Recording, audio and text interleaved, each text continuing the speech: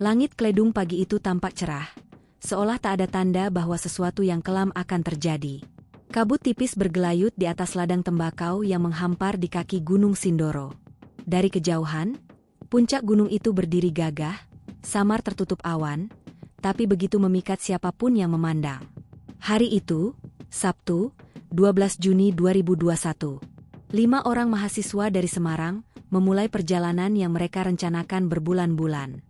Mereka adalah Raffi, Dimas, Sinta, Arga, dan Nanda. Kelima sahabat ini tergabung dalam komunitas pendaki kampus bernama Langit Timur, dan Sindoro adalah target pendakian ke-8 mereka. Bagi mereka, gunung bukan sekadar tempat menaklukkan ketinggian. Gunung adalah tempat melarikan diri dari rutinitas, tekanan kuliah, dan hiruk-pikuk kota. Sekali lagi sebelum lulus, kata Sinta sambil tertawa kecil saat diwawancarai oleh seorang teman sebelum keberangkatan.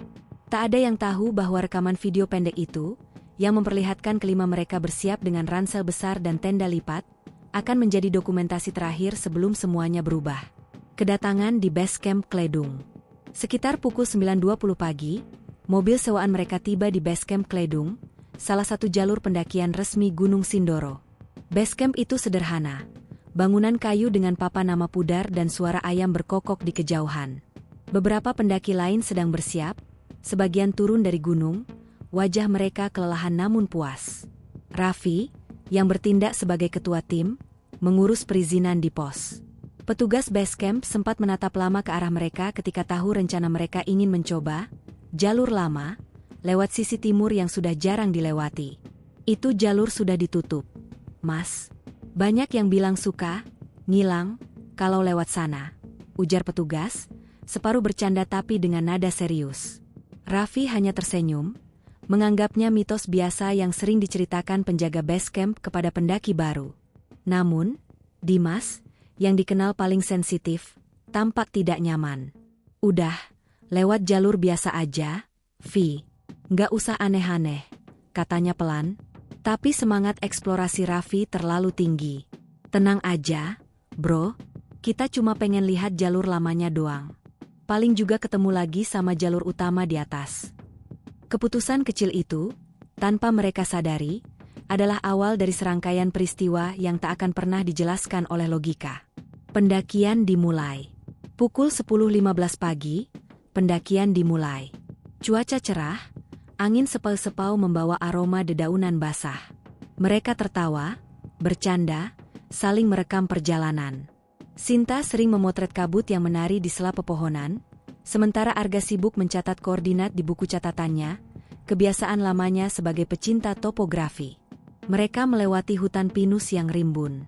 Cahaya matahari menembus sela ranting, menciptakan semburat cahaya yang indah di antara debu jalan setapak. Segalanya terasa damai, hampir terlalu damai.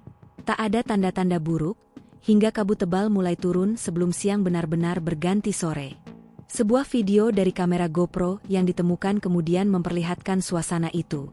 Rekaman bergetar, suara tawa masih terdengar, namun kabut mulai menutupi pandangan. Vi, jalannya ke kanan kan? Terdengar suara Sinta di rekaman. Kayaknya iya, tuh ada bekas tapak, jawab Raffi.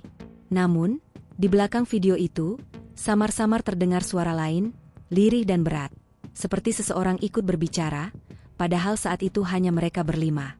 Jalur lama yang dilupakan. Menjelang sore, mereka mencapai percabangan jalan. Ke kiri, jalur resmi dengan papan petunjuk. Ke kanan, jalan setapak sempit, tertutup semak, tanpa tanda apapun. Ini pasti jalur lamanya, kata Arga. Raffi mengangguk, lalu dengan percaya diri memimpin rombongan ke kanan. Langit mulai menggelap. Hanya sisa-sisa cahaya oranye menembus kabut. Di jalur sempit itu, udara terasa berbeda.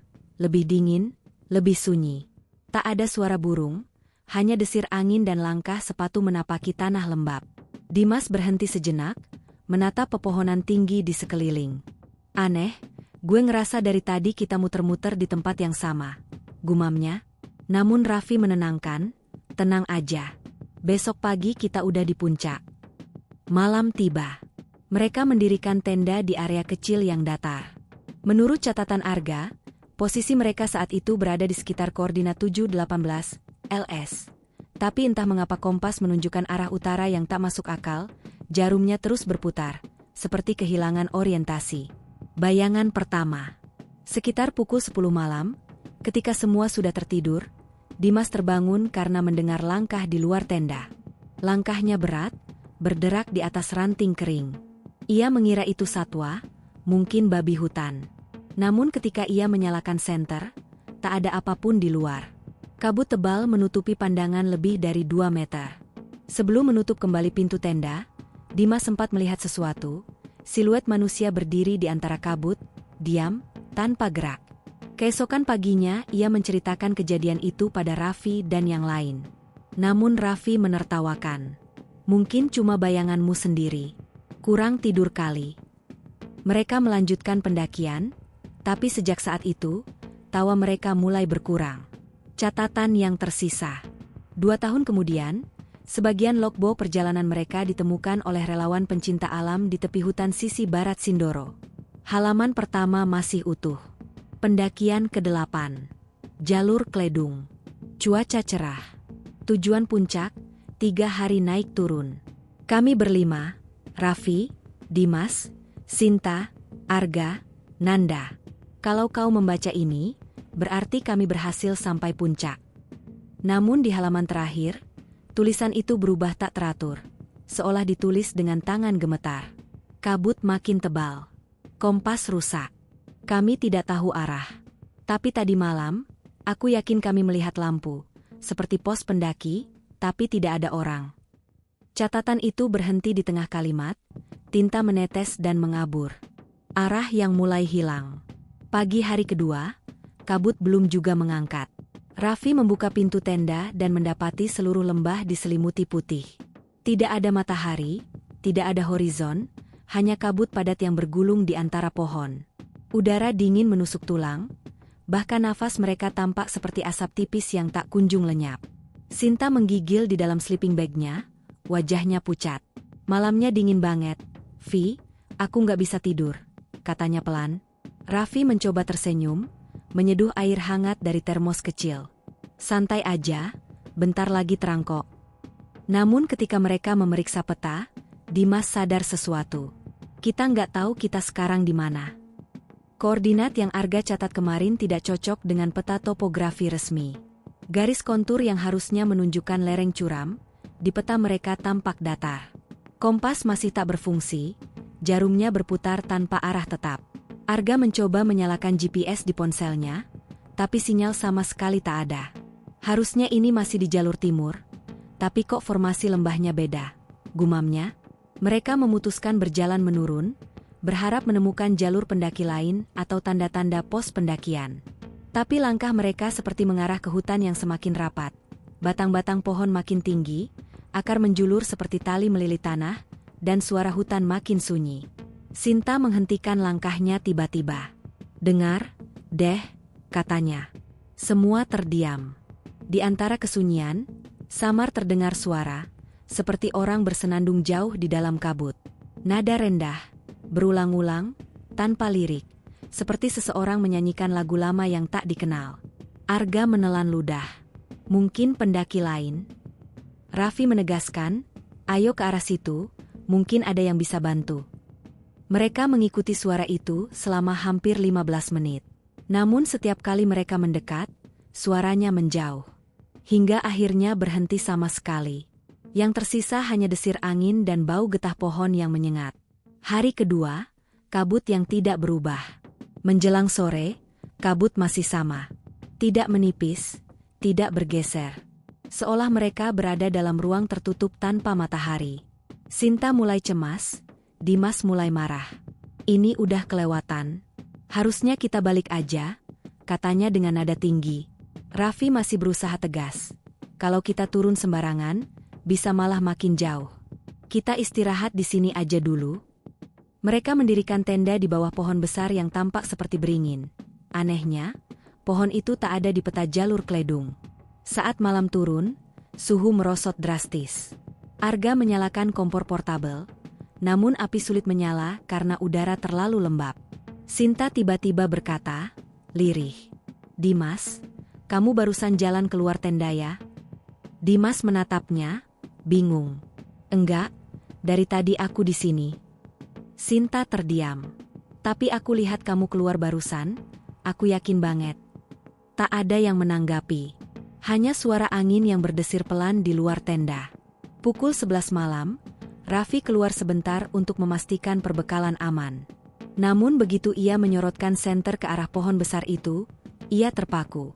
Ada bekas-bekas api unggun di tanah, masih hangat, dan lingkaran batu seperti perapian lama. Di tengahnya, ada sesuatu. Sehelai kain merah kusam, terlipat rapi, dengan bekas tanah basah. Ia memanggil Arga, tapi begitu kembali menoleh ke tanah itu, kainnya sudah tak ada. Hari ketiga, jalur yang sama. Keesokan paginya, mereka berjalan turun lagi, berharap menemukan sungai atau aliran air, tanda jalur keluar. Namun setelah 2 jam berjalan, Dimas berhenti. Ia menatap ke sekeliling dengan wajah pucat. "Gue kenal pohon ini," katanya pelan. Raffi menoleh. "Kenapa?" Dimas menunjuk sebuah batang pohon besar dengan guratan menyerupai huruf A. "Ini pohon tempat kita pasang hamok kemarin sore." Artinya, mereka berjalan berputar. 4 jam perjalanan, kembali ke titik yang sama.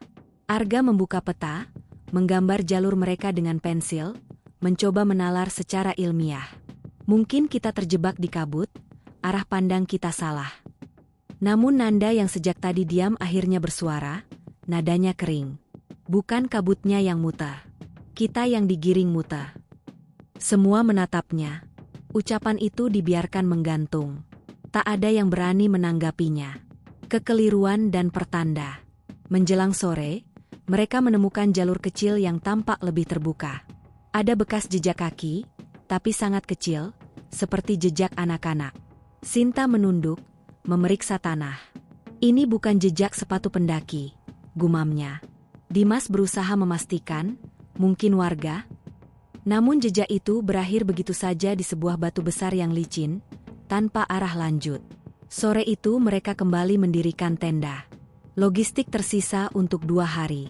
Sinta tampak lemas, Dimas masih marah, dan Arga mulai menulis cepat di catatannya. Raffi duduk di luar tenda, menatap hutan yang kini tampak asing. Tidak ada burung, tidak ada suara serangga. Dari kejauhan, samar terlihat cahaya oranye seperti api unggun. "Ada orang," seru Raffi. Ia menyalakan senter dan berlari pelan ke arah cahaya itu. Tapi begitu ia mendekat, cahaya itu padam. Ia berhenti, menatap sekeliling. Tiba-tiba, dari balik kabut, terdengar suara seperti ranting patah. Ia menyorot ke arah suara, tak ada apapun, hanya kabut. Namun di tanah, tepat di depannya, ada selembar daun besar dengan tulisan samar. "Balik." Tulisan itu seperti tergores dengan ujung pisau. Raffi kembali ke tenda tanpa berkata apa-apa. Malam itu, mereka semua tidur dengan senter tetap menyala. Tak ada yang bicara, hanya napas yang berat dan ketegangan yang tidak terlihat. Cuplikan laporan, dipotong dari arsip. Tim pencarian pertama dilaporkan berangkat pada tanggal 15 Juni 2021, 2 hari setelah kehilangan kontak. Pihak Basecamp Kledung hanya melaporkan keterlambatan pendakian tanpa menyebut jumlah pasti pendaki yang hilang. Media lokal tidak diberi izin untuk meliput. Disebutkan bahwa ada hal-hal yang tidak perlu disebarluaskan karena dapat mempengaruhi nama baik pariwisata daerah. Hari keempat. Kabut semakin tebal, seolah gunung menelan seluruh cahaya. Sinar matahari hanya bertahan beberapa menit sebelum kembali hilang di balik selimut putih pekat. Udara terasa berat, seperti ada tekanan di setiap langkah. Raffi mencatat waktu di jam tangannya, pukul 9.12 pagi. Tapi ketika mereka beristirahat 1 jam kemudian, jam itu masih menunjukkan waktu yang sama. Jarumnya tidak bergerak. "Jam gue rusak," katanya. Namun Dimas memperhatikan hal lain, jam tangannya juga menunjukkan pukul 9.12. Begitu juga jam Arga. 5 jam kemudian, mereka kembali memeriksa, dan waktu tetap tidak berubah. Tak ada sinar matahari, tak ada arah, dan kini waktu pun terasa berhenti. Sungai yang mengalir ke atas. Siang itu, Mereka menemukan aliran air kecil, tanda kehidupan, harapan. Raffi segera mengajak mengisi botol dan beristirahat. Namun ketika Dimas menunduk untuk mencuci wajah, ia terkejut. "Vi, ini airnya." Air itu mengalir ke atas. Dari lembah menuju tebing, seperti melawan gravitasi. Arga merekam dengan ponselnya. Tapi begitu layar dinyalakan, gambarnya bergetar aneh, lalu mati total. "Gue nggak ngerti lagi," gumamnya pelan. "Kita di mana sih sebenarnya?" Sinta mulai menangis. Nanda mencoba menenangkan, namun wajahnya sendiri pucat pasi. Mereka memutuskan terus berjalan, mengikuti arah aliran air yang berlawanan itu, berharap bisa menemukan tanda-tanda kehidupan. Menjelang sore, kabut menipis sedikit. Di kejauhan tampak sesuatu, samar, tapi jelas berbentuk atap-atap kecil. "Lihat, ada rumah," teriak Sinta dengan harapan. Mereka mempercepat langkah, menembus sisa kabut. Dan benar, di depan mereka, berdiri deretan rumah-rumah kayu tua. Sekitar 8 bangunan kecil, berjajar rapi di sepanjang jalan tanah. Tak ada suara manusia. Hanya deru angin dan daun kering yang bergesekan. Kampung itu kosong. Desa itu tampak seolah membeku dalam waktu. Pintu-pintu rumah terbuka, beberapa tergantung miring. Tak ada jejak penduduk. Mereka berkeliling, memeriksa isi salah satu rumah. Ada kursi bambu, tungku arang yang sudah dingin, dan di dinding, kalender tahun 1998. Sinta menatapnya dengan wajah tak percaya. "Gimana bisa? Ini kayak desa yang ditinggalin 20 tahun lalu." Arga mengangguk, meneliti setiap sudut. Tapi nggak ada tanda pembusukan, nggak ada debu. Semua bersih. Di salah satu rumah, Dimas menemukan sebuah benda aneh, radio tua. Ia memutarnya tanpa harapan. Tapi dari radio itu terdengar suara lirih, seperti frekuensi jauh. Hari ketiga pencarian, belum ditemukan tanda-tanda kelima pendaki. Jalur evakuasi ditutup sementara, warga diminta tidak menyebarkan rekaman. Mereka semua terdiam. Suara itu seperti siaran berita tentang mereka. Dimas langsung membanting radio itu, wajahnya pucat. "Vi, kita harus keluar dari sini sekarang juga." Namun saat mereka berbalik untuk pergi, kabut turun lagi, cepat, seperti menyelimuti seluruh desa. Dalam hitungan detik, semua rumah lenyap dari pandangan. Kegelapan yang tidak normal. Malam keempat terasa panjang. Kabut semakin tebal hingga jarak pandang tak lebih dari 1 meter. Raffi memutuskan membuat perapian kecil di depan tenda, tapi api itu terus pada meski kayu masih kering. Arga menulis catatan di buku lognya dengan tangan gemetar. "Kami menemukan kampung kosong. Waktu tidak bergerak. GPS tidak berfungsi. Seperti terjebak dalam ruang yang berulang. Kami butuh bantuan." Sinta terbangun tengah malam. Ia mendengar seseorang menangis. Suara perempuan, sangat dekat, seperti di luar tenda. Ia menyalakan senter, menyingkap pintu tenda. Tak ada siapapun. Hanya kabut dan suara gemericik air yang entah dari mana. Namun ketika ia menoleh ke dalam tenda, Raffi terbangun. "Ada apa?" Sinta menatapnya kosong. Aku lihat seseorang berdiri di belakang kamu." Raffi langsung menoleh, tapi tak ada apa-apa. Hanya dingin, dan udara yang seolah menahan napas. Hari kelima, jalur ganda. Pagi berikutnya, mereka memutuskan turun mengikuti arah yang kemarin mereka datangi. Tapi kali ini, anehnya, jalur bercabang 2, padahal semalam hanya ada 1. Jalur kiri tampak lebih landai dan terang, jalur kanan curam dan gelap. Mereka berdebat panjang. Dimas ingin turun lewat kiri, Raffi tetap pada jalur kanan karena lebih pasti menuju lembah. Akhirnya mereka sepakat, jalan kanan. Namun baru 50 meter berjalan, Nanda berteriak, "Lihat belakang." Semua menoleh. Jalur yang barusan mereka lewati, sudah tidak ada. Yang tersisa hanya dinding batu dan semak belukar. "Ini udah nggak masuk akal," kata Dimas dengan suara bergetar. "Kita jalan, tapi tanahnya berubah." Arga mencoba tetap rasional, tapi matanya sendiri penuh ketakutan. "Kayak kita lagi diputar di tempat." Mereka memutuskan kembali ke tempat semalam mereka tidur, berharap menemukan jejak tenda. Namun tempat itu pun tak ada. Hanya hutan gelap dan kabut abadi. Rekaman suara, transkrip ditemukan di flash disk Arga. Suara Raffi, hari kelima, posisi tidak diketahui. GPS error. Kita kehilangan orientasi. Suara Dimas, tolong. Kalau ini nanti ditemukan, tolong cari kami di sisi timur Sindoro, bukan di jalur Kledung. Suara perempuan samar, bukan di timur. Mereka sudah di sini. Rekaman itu berakhir dengan suara gesekan keras, seperti seseorang menarik nafas panjang ke dalam mikrofon. Kembali ke base camp, keterangan off record. Dalam wawancara off record, salah satu relawan SAR menyebut, kami menemukan jejak mereka di tempat yang seharusnya nggak bisa diakses tanpa alat panjat. Tapi anehnya, nggak ada bekas tali, nggak ada peralatan. Seolah mereka dipindahkan ke sana. Ia juga menambahkan, dengan nada rendah. Beberapa anggota SAR sempat melihat kabut membentuk siluet manusia di kejauhan, tapi begitu didekati, hilang. Kami dilarang cerita ke media. Hari ke-6 seharusnya menjadi hari terakhir mereka bertahan sebelum benar-benar kehabisan logistik. Namun bagi kelima pendaki itu, hari ke-6 tidak pernah datang dengan pasti. Setiap kali mereka bangun, suasananya sama, kabut tebal, suhu dingin menusuk, dan langit abu-abu tanpa matahari. Tidak ada pagi, tidak ada malam. Waktu terasa berhenti, hanya perasaan bahwa mereka sudah terlalu lama di sana. Arga mencatat di logbooknya. Aku tidak tahu hari apa sekarang. Raffi bilang ini masih hari ke-4. Dimas yakin sudah hari ke-7. Tapi jam kami semua berhenti di waktu yang sama. Mungkin kami sudah tidak di tempat yang sama seperti sebelumnya. Panggilan dari kabut. Menjelang malam, ketika mereka beristirahat di bawah tebing rendah, terdengar suara lirih memanggil dari balik kabut. Raffi, Raffi.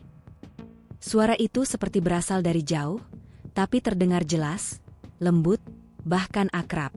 Raffi sontak berdiri.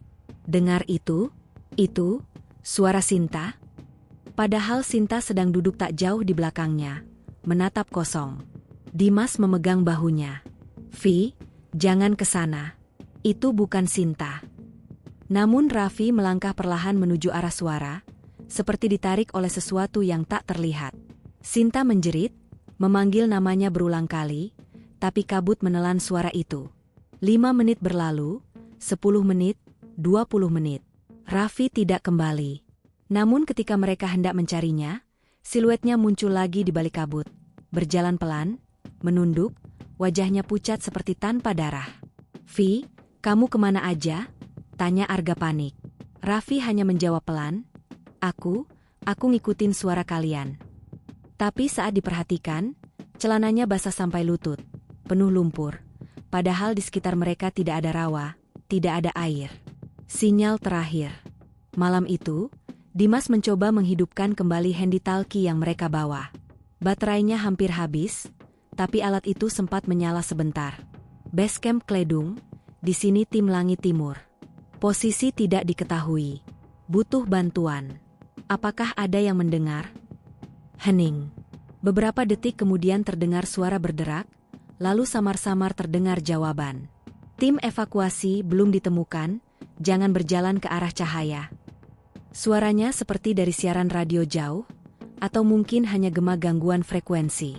Tapi pesan itu jelas, jangan berjalan ke arah cahaya. Beberapa menit kemudian handy-talkie itu mati total, tidak pernah menyala lagi. Bayangan di pohon besar. Menjelang tengah malam, kabut mulai bergerak aneh. Tidak lagi melingkar seperti biasanya, tapi bergelombang, seolah ada sesuatu besar yang bergerak di dalamnya. Sinta melihat bayangan tinggi di antara pepohonan, seperti sosok manusia, tapi terlalu besar, kepalanya hampir menyentuh cabang pohon. Ia menutup mulut, berusaha tidak menjerit. Nanda, yang duduk di sebelahnya, melihat arah yang sama dan berbisik, "Jangan lihat." Namun bayangan itu perlahan mendekat. Langkahnya berat, tapi tidak menimbulkan suara. Raffi menggenggam parang kecil di tangannya, tubuhnya gemetar. Ketika sosok itu berhenti hanya beberapa meter di depan mereka, kabut menipis sedikit, dan terlihat sekilas wajahnya seperti manusia, namun matanya kosong, gelap, tanpa bola mata. Dalam sekejap, kabut menelan sosok itu kembali. Kehilangan pertama. Pagi berikutnya, mereka menyadari Arga hilang. Tendanya terbuka, peralatannya tertinggal, hanya logbook yang tergeletak di tanah. Halaman terakhir berisi tulisan cepat dan kacau. Kalau seseorang memanggil dari kabut, jangan jawab. Mereka tahu nama kita. Dimas marah, menuduh Raffi tidak berhati-hati. Raffi tidak menjawab, hanya duduk diam menatap kabut di depan. Sinta menangis, sementara Nanda berusaha menenangkan keduanya. Logistik mereka tinggal sedikit, setengah botol air dan sisa roti kering. Hari tak berakhir. Entah hari keberapa, mereka semua sudah kehilangan konsep waktu. Tidur pun sulit karena suara langkah-langkah di luar tenda terus terdengar setiap malam, seperti seseorang mengitari mereka berulang kali. Kadang terdengar bisikan nama mereka dari berbagai arah. Sinta mulai berbicara sendiri. Kadang ia menatap ke sisi hutan dan tersenyum, seolah ada yang diajak bicara. Dia bilang kita nggak boleh pulang lewat utara, ucapnya suatu kali. Ketika ditanya siapa dia, Sinta hanya menjawab, penunggu jalur lama. Dimas makin gelisah. Ia menulis catatan kecil di sobekan kertas, yang kelak ditemukan tim SAR dalam kondisi setengah basah. Kami tersesat bukan karena lupa jalan. Gunungnya yang berubah. Kalau ada yang menemukan catatan ini, tolong jangan salahkan Sindoro. Langit yang terbelah. Suatu sore, atau entah pagi, kabut menipis untuk pertama kalinya. Mereka melihat langit, tapi bukan langit biasa. Awan bergerak berlawanan arah, seperti pusaran raksasa di atas kepala mereka. Warna langit abu-abu kehijauan, dengan cahaya keemasan yang aneh di tengahnya. Sinta berlari ke arah cahaya itu, berteriak, itu jalan keluar. Raffi mengejar, tapi kabut menutup lagi dengan cepat. Beberapa detik kemudian, Sinta lenyap. Tinggal 3 orang, Raffi, Dimas, dan Nanda. Mereka tidak bicara selama berjam-jam. Hanya duduk, menatap kosong ke arah di mana Sinta menghilang. Cuplikan dokumenter, dari wawancara off record. Reporter, apakah benar ditemukan 2 pendaki hidup 10 hari kemudian? Petugas SAR, iya. Tapi lokasi penemuan mereka aneh. Mereka ditemukan di area yang bahkan gak masuk radius pencarian, di bawah tebing sisi barat. Mereka cuma duduk diam, memandangi kabut. Waktu ditanya, mereka bilang baru semalam tersesat. Reporter, bagaimana kondisi mereka? Petugas SAR, shock berat. Yang laki-laki bilang, kami cuma bertiga tadi malam. Tapi begitu dicek, cuma 2 yang ditemukan. Catatan terakhir. Dalam logbook yang ditemukan di ransel Arga, halaman terakhir ditulis dengan tulisan tangan berbeda, diakini milik Raffi. Aku nggak tahu apa yang terjadi. Aku ingat Sinta hilang dalam cahaya, Arga dipanggil oleh sesuatu, dan Dimas, dia pergi menyusul suara. Sekarang tinggal aku dan Nanda. Kalau kamu membaca ini, tolong jangan datang ke Sindoro lewat jalur lama. Di sana, hari tidak pernah berganti. Kabut belum sepenuhnya hilang ketika Raffi membuka matanya. Tubuhnya kaku, pakaian basah oleh embun, dan jari-jarinya membiru karena dingin. Di sebelahnya, Nanda masih tidur dengan posisi meringkuk, wajahnya pucat. Tak ada tanda-tanda Dimas di sekitar mereka. Sisa roti terakhir sudah habis malam sebelumnya. Raffi berusaha berdiri, lututnya gemetar. Ia mencoba berteriak memanggil nama Dimas, tapi suaranya tenggelam dalam kabut. Tidak ada jawaban, hanya gema samar yang seolah mengulang namanya sendiri dari arah lain. Ia kembali duduk, menatap tenda yang sudah mulai robek di sisi bawahnya. Semua terasa sunyi, terlalu sunyi, seperti hutan telah berhenti bernapas. Nanda terbangun beberapa menit kemudian. Ia tidak langsung bicara. Pandangannya kosong, hanya menatap tanah di depan. Setelah lama diam, ia berkata lirih, kita nggak di tempat yang sama, Vi. Lihat pohonnya. Raffi mengikuti arah telunjuknya. Benar, bentuk pohon-pohon di sekeliling mereka berbeda. Semalam, ada tebing besar di belakang tenda. Sekarang, yang terlihat hanyalah dataran berkabut dan beberapa batang pohon berlumut tinggi menjulang. Raffi berusaha berpikir logis, tapi kepalanya berat. Ia mengeluarkan kompas dari saku, jarumnya berputar tanpa arah, tak pernah berhenti. Kita turun ke bawah, katanya. Cari jalur air, pasti ketemu jalan keluar. Nanda setuju, meski langkahnya goyah. Mereka mulai berjalan menuruni lereng, menandai batang pohon dengan pisau kecil agar bisa tahu arah pulang. Tapi setiap kali menoleh ke belakang, tanda yang mereka buat sudah tidak ada. Seperti kayu itu menutup kembali bekas sayatan. Sinar matahari tak pernah muncul. Hanya kabut putih tebal yang menelan pandangan sejauh beberapa meter. Sesekali terdengar suara gemuruh, entah dari angin atau batu yang jatuh dari atas tebing. Waktu terasa berjalan lambat, dan tanpa sadar mereka terus berjalan hingga kaki terasa seperti batu. Di tengah perjalanan, Nanda berhenti tiba-tiba. Ia menunduk, memperhatikan sesuatu di tanah. Di sana ada jejak sepatu, bukan milik mereka, terlalu besar dan dalam. Polanya juga tidak biasa, seperti tapak telapak kaki tanpa sepatu. Raffi menatapnya lekat-lekat, lalu berkata, mungkin jejak satwa. Tapi di dalam hatinya, ia tahu itu bukan. Langkahnya terlalu teratur, seperti seseorang sedang berjalan pelan mengitari mereka. Menjelang sore, kabut menipis sedikit. Mereka menemukan semacam jalur lama, seperti bekas jalan setapak yang sudah tertutup rumput dan semak. Ada batu besar di ujungnya dengan ukiran samar berbentuk huruf Jawa kuno. Nanda mengusapnya pelan. Ini, kayak tulisan penanda arah, bisiknya. Tapi sebagian besar tulisan sudah terhapus lumut. Raffi merasakan perasaan aneh, seperti sedang diperhatikan. Ia menoleh ke belakang beberapa kali, tapi tak ada siapa-siapa. Namun dari kejauhan, di balik kabut, tampak siluet seseorang berdiri. Tubuhnya tinggi, diam, seperti sedang memperhatikan mereka. Nanda juga melihatnya, tapi tidak bersuara. Mereka hanya mempercepat langkah. Saat langit mulai gelap, mereka memutuskan beristirahat di bawah pohon besar yang berlubang di tengah batangnya. Raffi membuat api kecil dari ranting kering yang sulit dinyalakan. Api itu kecil, tapi cukup untuk menghangatkan tangan. Nanda menatap api tanpa kedip, lalu berkata pelan, "Kamu dengar nggak?" Raffi menegakkan kepala. Di antara desir angin, terdengar nyanyian samar, seperti suara perempuan dari jauh. Lembut, berirama pelan, tak jelas bahasanya. Suara itu semakin dekat, semakin nyata. Raffi mematikan api. Sun. Hanya detak jantungnya sendiri yang terdengar. Lalu dari arah kanan, terdengar langkah kaki. Mereka menahan napas. Dari balik kabut muncul siluet. Seseorang berjalan perlahan, langkahnya menyeret. Tapi ketika kabut tersibak sedikit, terlihat wajahnya. Dimas. Tubuhnya kotor, bajunya sobek, wajahnya penuh luka gores. Namun matanya kosong, menatap lurus tanpa ekspresi. Raffi memanggilnya pelan. "Mas Dimas?" Dimas tidak menjawab. Ia hanya berdiri diam beberapa meter di depan mereka, lalu tersenyum samar. Setelah itu, ia berbalik dan berjalan masuk ke dalam kabut. Nanda hendak mengejar, tapi Raffi menahan lengannya. "Jangan, itu bukan dia." Suaranya gemetar.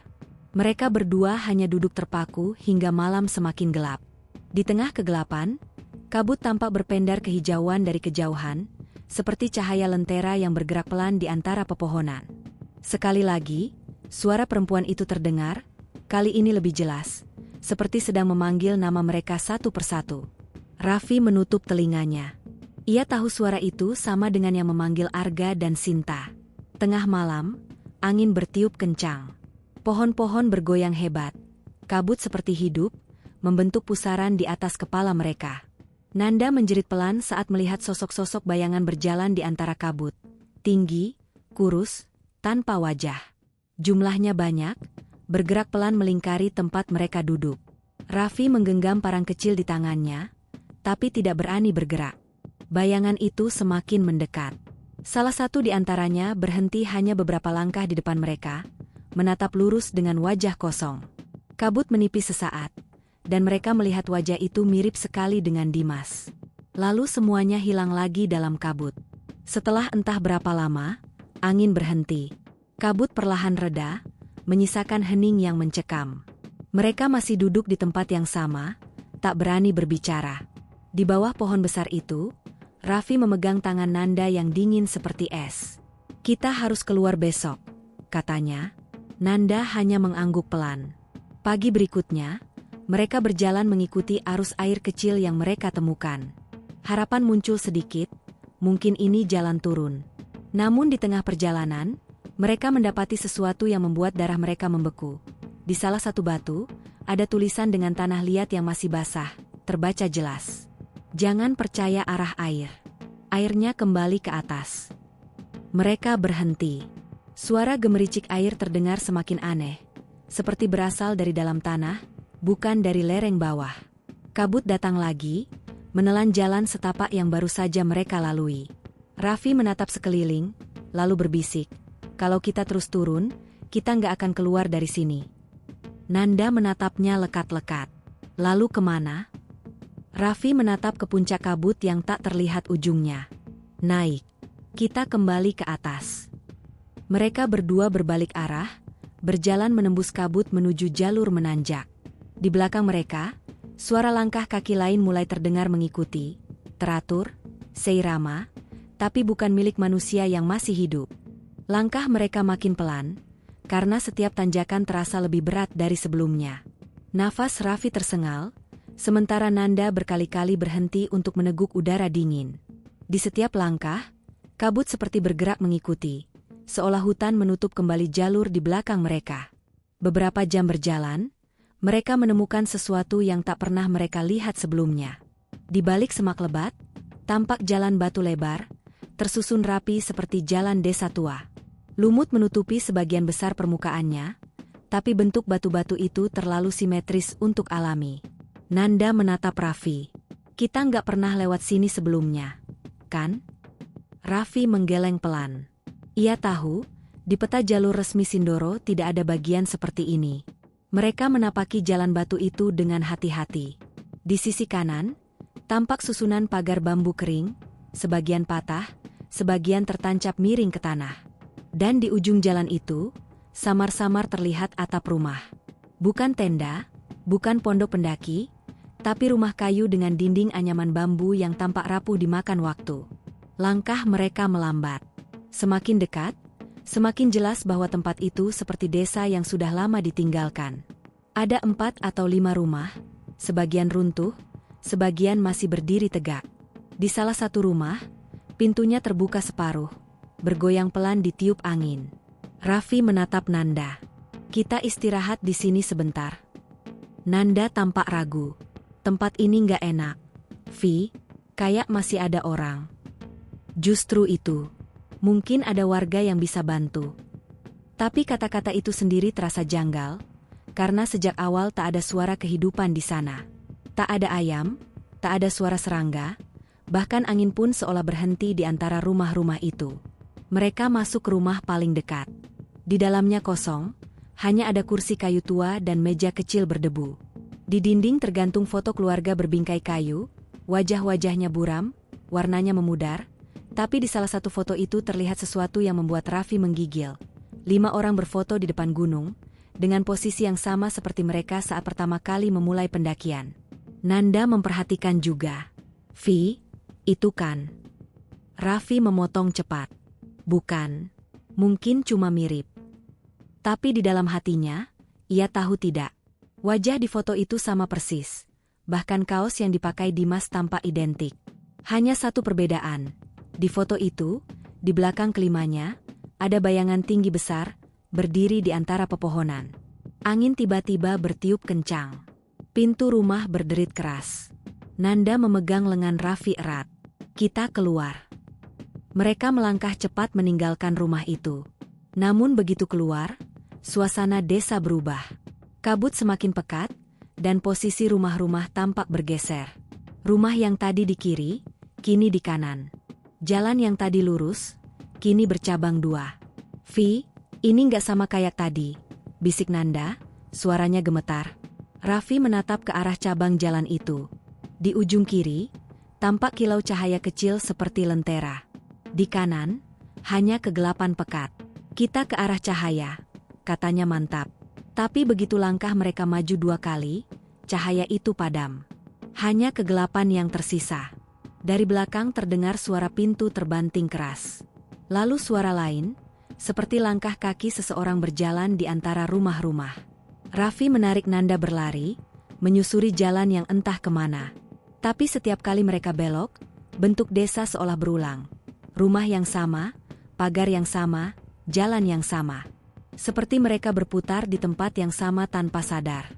Setelah entah berapa lama berlari, mereka berhenti di depan rumah besar di ujung jalan. Rumah itu berbeda dari yang lain. Lebih utuh, jendelanya tertutup rapat.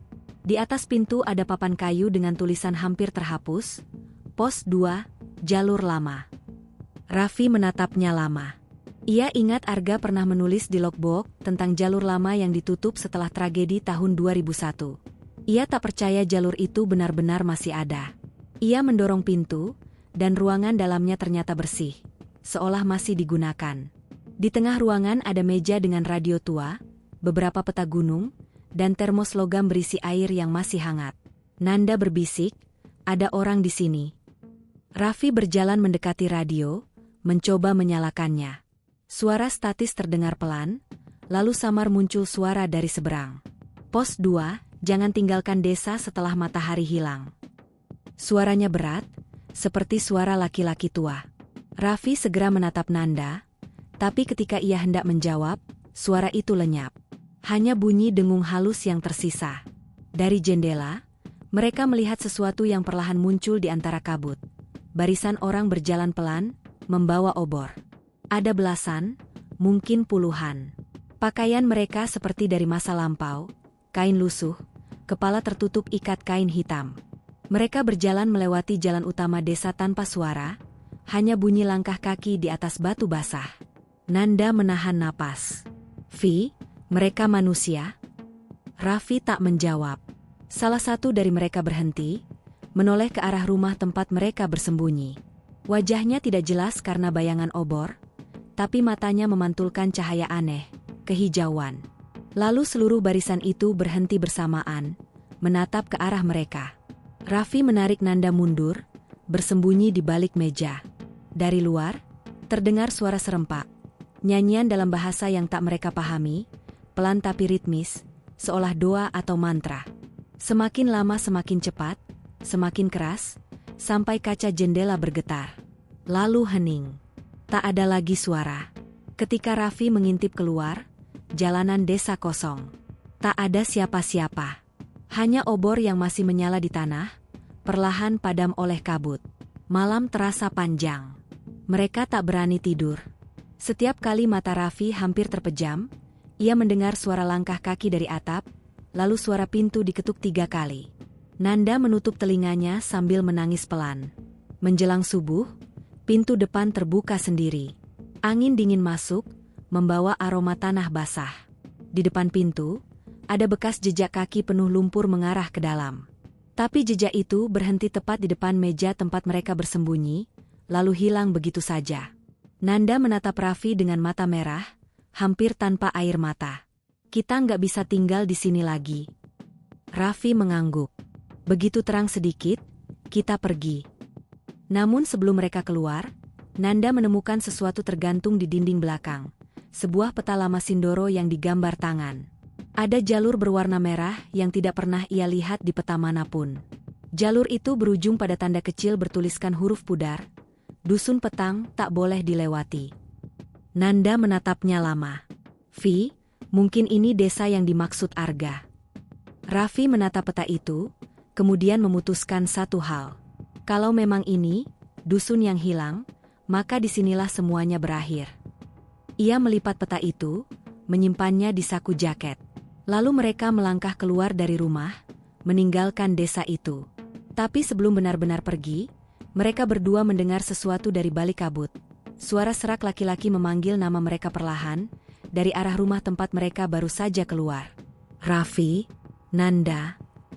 Suara itu bukan milik siapapun dari tim mereka. Kabut pagi itu lebih tipis, tapi udara terasa lebih berat. Setiap napas seperti menghirup dingin yang membatu. Mereka meninggalkan desa tua dengan langkah ragu, hanya berbekal peta lusuh yang mereka temukan malam sebelumnya. Jalur merah di peta itu menunjukkan arah menuju barat laut, melewati tanda garis patah-patah yang entah apa artinya. Raffi membuka jalan. Di belakangnya, Nanda berjalan tanpa banyak bicara. Setiap beberapa menit ia menoleh ke belakang, memastikan tidak ada yang mengikuti. Namun setiap kali menoleh, pemandangan berubah sedikit. Batu yang tadinya di sebelah kiri kini di kanan, semak yang tadi hijau menjadi hitam. Seperti hutan sedang bergerak pelan tanpa suara. Mereka berjalan menanjak, mengikuti aliran air kecil di sisi kiri. Sinar matahari mulai menembus kabut, tapi warnanya aneh, keemasan pucat, seperti cahaya yang dipantulkan dari logam. Di sela pepohonan, terlihat reruntuhan perkemahan lama, tenda robek, bekas api unggun, dan peralatan pendaki yang sudah berkarat. Raffi berlutut, memungut potongan logam yang tampak seperti peluit. Di sampingnya ada buku catatan kecil yang lembab dan rapuh. Ia membuka hati-hati, tapi sebagian besar tulisan sudah luntur. Hanya beberapa kata yang masih bisa terbaca. Hari ke-9. Mereka datang lagi malam ini. Suara perempuan itu memanggil dari air. Raffi menutup buku itu perlahan. Ia menatap Nanda, dan keduanya tahu, mereka bukan orang pertama yang tersesat di sini. Mereka melanjutkan perjalanan menyusuri lereng curam. Di tengah jalan, kabut kembali turun dengan cepat. Kali ini lebih tebal, hampir seperti dinding putih yang menelan segalanya. Suhu mendadak turun drastis, napas mereka berubah menjadi uap. Dari kejauhan terdengar bunyi logam berdenting pelan, berulang, seirama. Seperti suara lonceng kecil yang tertiup angin. Nanda menahan langkah. Dengar itu? Raffi mengangguk. Mereka berjalan pelan mengikuti suara itu, berharap menemukan sumbernya. Tapi semakin dekat, bunyinya semakin jauh, seolah menjauh setiap kali didekati. Tiba-tiba langkah Raffi berhenti. Di hadapannya terbentang jurang lebar, diselimuti kabut. Di seberang sana tampak samar-samar jembatan kayu tua menggantung. Tali pengikatnya aus, beberapa papan patah. Tapi di ujung jembatan itu tampak sesuatu bergerak. Sosok tinggi kurus, berdiri diam menatap mereka. Raffi mengedip sekali, dan sosok itu lenyap. Yang tersisa hanya jembatan yang bergoyang perlahan, berdecit pelan setiap kali angin lewat. Kita harus nyebrang, kata Raffi akhirnya. Nanda menatap jurang di bawah mereka, hanya kabut putih tanpa dasar. Kalau papan itu patah, kita mati. Kalau kita tetap di sini, kita nggak akan pernah keluar. Raffi menapaki papan pertama dengan hati-hati. Kayu itu mengerang di bawah berat tubuhnya, tapi masih kuat. Ia berjalan pelan, langkah demi langkah, sementara angin berembus membawa suara-suara samar, seperti bisikan dari dasar jurang. Nanda mengikuti di belakang, matanya tak lepas dari punggung Raffi. Di tengah jembatan, tiba-tiba papan di bawah kakinya patah. Nanda menjerit. Raffi menoleh cepat, meraih tangannya sebelum ia jatuh. Nafas keduanya tersengal, tubuh bergetar hebat. Peganganku kuat, jangan lepas, seru Raffi. Nanda menangis, tapi menggenggam erat tangan itu. Dengan sisa tenaga, Raffi menariknya ke atas. Begitu mereka berdua sampai di ujung jembatan, angin berhenti. Dunia mendadak hening, benar-benar hening. Mereka berdua duduk lama, tak bicara apapun. Setelah beberapa menit, Nanda menunjuk sesuatu di depan. Di balik kabut, tampak susunan batu membentuk gerbang melingkar, seperti gapura kecil dari batu hitam. Di sekitarnya tumbuh bunga-bunga liar berwarna ungu kebiruan yang memancarkan cahaya samar. Udara di sana hangat, tidak seperti bagian lain gunung. Mereka melangkah mendekat. Batu-batu itu tampak seperti peninggalan kuno. Di bagian atas terukir simbol matahari dan tulisan aksara Jawa yang sudah tak utuh terbaca. Raffi menyentuh permukaannya. Batu itu hangat, seolah hidup. Dari celah di bawah gerbang, mengalir air jernih membentuk genangan kecil. Nanda berjongkok, ingin menciduk air itu, tapi Raffi menahan tangannya. Jangan, ini bukan air biasa. Dari mana kamu tahu? Raffi menunjuk bayangannya sendiri di air. Bayangan itu tidak bergerak mengikuti gerak tubuhnya. Saat Raffi menggerakkan tangannya, bayangan di air tetap diam dan tersenyum. Mereka mundur perlahan. Tapi dari arah berlawanan, terdengar suara langkah kaki berat. Bukan satu, tapi banyak. Dari kabut muncul beberapa sosok. Orang-orang berpakaian lusuh seperti pendaki, namun wajah mereka kelabu dan basah seperti baru keluar dari sungai. Salah satunya bicara, suaranya dalam dan pelan. Kalian datang lewat jalur yang dilarang. Raffi mundur selangkah. Kami cuma tersesat. Sosok itu mendekat. Matanya gelap, tak punya pupil. Tak ada yang tersesat di sini. Hanya yang dipanggil. Nanda menggenggam lengan Raffi erat-erat. Sosok-sosok itu terus mendekat, lalu berhenti beberapa meter di depan mereka. Salah satunya menunduk, menunjuk ke peta yang terlipat di saku jaket Raffi. Jalur merah itu bukan untuk kalian. Itu jalan pulang kami. Kabut menebal, dan dalam sekejap sosok-sosok itu lenyap, meninggalkan bau tanah basah dan suara desiran halus di udara. Raffi menatap Nanda, wajahnya pucat.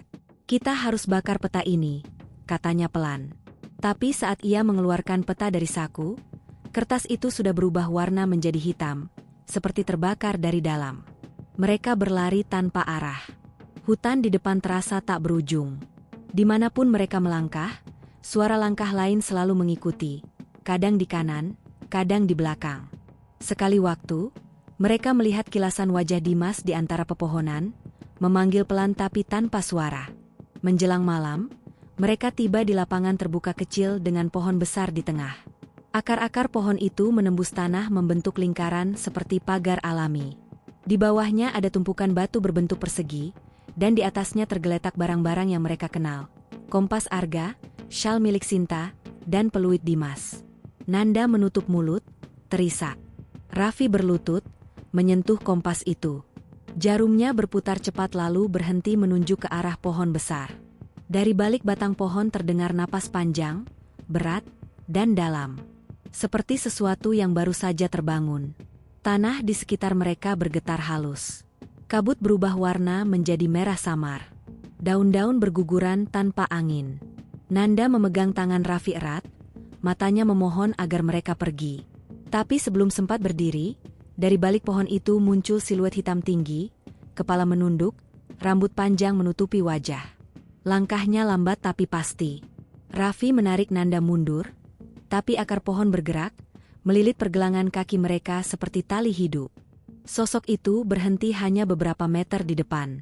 Dari balik rambutnya, terdengar bisikan pelan. Kalian mencari jalan keluar, tapi kalian sudah di rumah. Semua cahaya padam. Raffi membuka mata di tengah kegelapan yang dingin dan lembab. Ia tak tahu sudah berapa lama pingsan. Suara gemericik air terdengar di kejauhan, tapi di sekitarnya hanya tanah basah dan akar-akar besar yang tumbuh liar. Ia mencoba bangkit, namun tubuhnya terasa berat, seperti ada sesuatu yang menahan dari bawah. Nanda, suaranya serak. Tak ada jawaban. Ia menyalakan senter kecil di sakunya, tapi cahaya itu hanya bertahan beberapa detik sebelum meredup dan mati. Saat matanya mulai terbiasa dengan gelap, ia melihat Nanda terbaring tak jauh, tubuhnya menggigil. Raffi merangkak mendekat, memeriksa nadinya, masih hidup, tapi lemah. Ia menepuk pipi Nanda pelan. Bangun, kita harus keluar dari sini. Nanda membuka mata perlahan, menatap kosong. Aku mimpi, kita udah mati. Jangan ngomong gitu. Raffi membantu Nanda duduk, meski lututnya sendiri gemetar. Dari celah di atas kepala, cahaya abu-abu samar menembus masuk. Mereka ternyata berada di semacam gua besar, dindingnya lembab dengan simbol-simbol aneh terukir di batu. Beberapa di antaranya mirip tulisan di gerbang batu yang mereka lewati sebelumnya. Namun di sini, simbol-simbol itu seperti baru diukir. Masih segar, seolah tangan seseorang baru saja menyelesaikannya. Mereka berjalan perlahan mengikuti dinding, mencari jalan keluar. Tapi semakin jauh melangkah, semakin terasa udara berubah. Bau tanah berganti menjadi amis, dan dari arah lorong terdengar gemerisik langkah-langkah banyak orang. Dari balik kegelapan muncul cahaya api kecil. Sosok-sosok berpakaian lusuh muncul satu persatu, membawa obor. Wajah mereka tirus, kulitnya pucat kebiruan, mata kosong tanpa sorotan. Di antara mereka, Raffi mengenali satu wajah, Dimas. Dimas, suaranya bergetar. Sosok itu berhenti, menatapnya tanpa ekspresi. Nanda mundur selangkah, air mata menetes tanpa disadari. Raffi melangkah mendekat, tapi setiap langkah membuat udara semakin berat. "Dimas, kamu masih hidup kan? Kita nyari kamu berhari-hari." Sosok itu membuka mulut, tapi bukan suara manusia yang keluar, melainkan bisikan serak, seperti banyak suara berbicara bersamaan. "Kalian sudah melewati batas. Kalian lihat yang tidak boleh dilihat." Seketika semua obor padam. Hanya suara napas berat terdengar dari segala arah. Nanda menjerit pelan saat sesuatu menyentuh bahunya. Mereka berlari sekuat tenaga, tanpa tahu arah. Lorong gua seakan berubah bentuk. Dindingnya bergerak, pintu keluar menghilang setiap kali mereka hampir mencapainya. Langkah mereka akhirnya membawa ke ruang besar di tengah gua. Di sana, ada kolam hitam mengilap. Permukaannya seperti kaca, memantulkan bayangan mereka dengan jelas. Tapi bayangan itu tidak serupa. Sosok di permukaan tampak lebih pucat, mata kosong, bibir membiru. Nanda menatap air itu dan terseduh. "Itu bukan kita." Raffi menarik tangannya. "Jangan lihat." Tapi terlambat. Bayangan di permukaan mulai bergerak sendiri, terangkat perlahan dari air, meniru bentuk mereka dengan sempurna. Kini ada dua Raffi, dua Nanda, yang satu hidup, yang satu diam menatap tanpa ekspresi. Bayangan itu mendekat perlahan. Tanah di bawah kaki mereka mulai bergetar. Air di kolam mendidih tanpa panas, mengeluarkan aroma besi dan darah. Salah satu bayangan mengangkat tangannya, menunjuk ke arah dinding gua, tempat simbol-simbol tadi mulai bersinar merah menyala. Dari sela batu, terdengar suara berat, nyaris seperti gemuruh. "Yang hilang, akan diganti. Yang datang, harus tinggal." Raffi menarik Nanda menuju celah sempit di dinding. Mereka merangkak, memaksa diri keluar sebelum gua runtuh. Tubuh mereka tergores batu tajam, darah menetes di tanah, tapi mereka terus maju. Sampai akhirnya, udara segar kembali terasa. Mereka keluar ke lereng terbuka. Langit di atas mereka bukan langit yang sama. Matahari berwarna keperakan, sinarnya dingin. Pohon-pohon di sekeliling tampak mati, daunnya hitam kering. Di kejauhan, Gunung Sindoro terlihat, tapi bentuknya berbeda. Puncaknya retak, dan dari kawahnya keluar kabut hitam pekat. Nanda berlutut, menangis. "Ini bukan dunia kita." Raffi menatap sekeliling. Semua jalur, batu, dan vegetasi terasa asing. Kompas di tangannya berputar tanpa arah. Ia mencoba menyalakan GPS, tapi layar ponselnya menampilkan jam yang mustahil. Pukul 12.09, 29 Oktober 2037. "Ini, 10 tahun lebih cepat dari waktu kita tersesat," bisiknya. Nanda menatap layar itu, wajahnya kehilangan warna.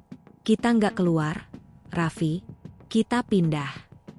Tiba-tiba angin berembus kencang dari arah puncak, membawa suara samar-samar yang mereka kenal, suara Sinta, memanggil nama mereka dengan nada lembut.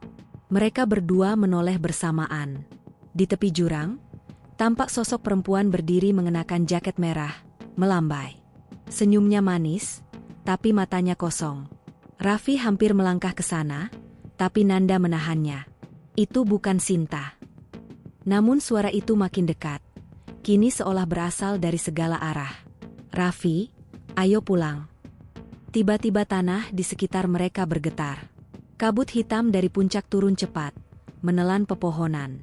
Dari dalam kabut muncul tangan-tangan pucat, meraih, menarik, menggenggam udara. Suara langkah 1000 orang terdengar di tanah yang tak terlihat. Mereka berdua berlari turun, melewati hutan mati yang kini seperti labirin. Setiap kali menoleh, mereka melihat bayangan diri mereka sendiri berjalan di sisi berlawanan. Langit makin gelap, warna abu berubah menjadi merah tua. Mereka tersandung dan terjatuh di depan batu besar yang retak. Dari dalam celah batu itu, keluar cahaya putih yang menyilaukan. Sejenak, semua suara lenyap, hanya cahaya, hanya keheningan. Raffi memeluk Nanda erat. "Kalau ini akhir, kita bareng." Nanda mengangguk sambil menangis. Cahaya itu menelan mereka perlahan, dan dalam hitungan detik, hutan Sindoro kembali sunyi. Ketika cahaya memudar, hanya tersisa kabut putih, dan dua bayangan samar berdiri di antara pepohonan, tanpa wajah, tanpa arah. Kabut masih menggantung tebal di kaki Gunung Sindoro ketika tim SAR melakukan pencarian hari keempat. Tenda-tenda oranye berdiri di tepi pos 2 Kledung, dikelilingi bau solar dari genset kecil yang menyala sejak pagi. Para relawan dan petugas duduk melingkar di sekitar peta besar, membahas rute baru pencarian. Komandan tim, Pak Arman, memandangi catatan di tangannya. Terakhir, sinyal GPS dari HP-nya Raffi terekam di koordinat 718, Lintang Selatan, 10958, Bujur Timur. Setelah itu, hilang total. Salah satu anggota, Bram, mengangguk. Kami sudah kirim drone ke sana kemarin. Tapi yang aneh, kamera drone-nya nyala terus walau sinyal hilang. Hasil rekamannya, Bram berhenti sejenak, menelan ludah. Tidak bisa dijelaskan. Ia membuka laptop dan menampilkan video yang disimpan dari drone. Gambar pertama tampak normal. Lereng gunung, pepohonan, kabut tipis. Tapi setelah menit kedua, kabut berubah menjadi padat, seolah menyelimuti lensa. Di antara kabut, muncul siluet manusia berdiri diam. 1, 2, 5 sosok. Mereka menghadap ke arah drone, tapi wajahnya tidak terlihat. Seorang relawan menatap layar, berbisik, "Itu mereka?" Bram memperbesar gambar. "Saya juga kira begitu. Tapi kalau diperhatikan, sosok paling depan, tinggi, rambutnya panjang, itu bukan Raffi, bukan siapapun dari kelompok mereka." Ruangan tenda mendadak sunyi. Hanya bunyi rintik hujan di luar dan suara dengung genset. Pak Arman menutup laptop perlahan. "Jangan sebar video ini. Kita lanjut pencarian lewat jalur barat. Fokus temukan tanda fisik, sisa makanan, barang pribadi, apa saja." Tim berangkat pukul 9. Udara dingin menggigit, kabut makin tebal seiring naiknya ketinggian. Jalanan becek dan licin, membuat langkah lambat. Setelah 3 jam, mereka tiba di jalur yang jarang dilalui pendaki, jalur yang tak tercatat di peta wisata. Bram yang berjalan paling depan tiba-tiba berhenti. "Pak, lihat ini." Di bawah semak, ada sesuatu seperti potongan kain. Setelah digali, ternyata jaket merah dengan emblem klub pendaki universitas tempat Raffi kuliah. Kantong depannya masih tertutup, tapi di dalamnya ada sebuah ponsel yang nyala meski tanpa sinyal. Layar menampilkan satu foto terakhir di galeri. Foto itu memperlihatkan pemandangan kabut tebal dan pohon raksasa dengan akar melingkar di tanah. Sama seperti deskripsi yang disebut warga desa di bawah saat bercerita tentang pohon penunggu kabut. Namun di bagian kiri bawah foto, terlihat sebagian wajah seseorang, pucat, dengan mata hitam tanpa bola mata, menatap ke arah kamera. "Ini bukan selfie," bisik salah satu anggota. "Siapa yang motret?" Bram menatap layar lama. Di metadata tertulis waktu pengambilan gambar, pukul 3.12 pagi, hari ke-6 setelah hilang. Tapi menurut laporan, pada jam itu sinyal HP sudah mati total. Mereka terus menelusuri jalur, menemukan sisa-sisa tenda kecil yang sudah rusak. Di sekitarnya, berserakan bungkus makanan kering dan satu buku catatan lembab. Halamannya dipenuhi tulisan tangan tergesa-gesa. Hari ke-8. Kabut tidak hilang. Nanda bilang dia dengar Dimas bicara dari dalam tanah. "Aku juga dengar langkah-langkah malam ini, tapi tak ada siapapun." Kompas rusak. Waktu seperti berhenti. Tulisan terakhir berhenti di tengah kalimat, seolah penulisnya terganggu saat menulis. Petugas evakuasi memotret dan mengumpulkan semua temuan itu. Menjelang sore, hujan deras turun.